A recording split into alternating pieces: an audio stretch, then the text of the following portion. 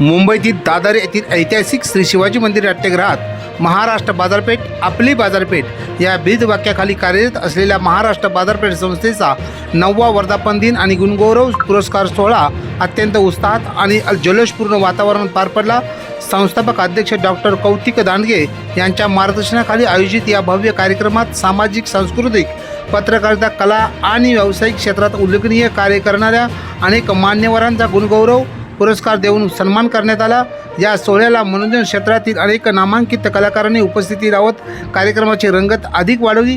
पार्श्वगायिका कविता राम, अभिनेत्री साक्षी गांधी, प्राजक्ता केळकर, अभिनेते अनिकेत केळकर, कोरिओग्राफर दीपिका जाधव, भूमी जाधव तसेच अनेक मान्यवर यावेळी उपस्थित होते।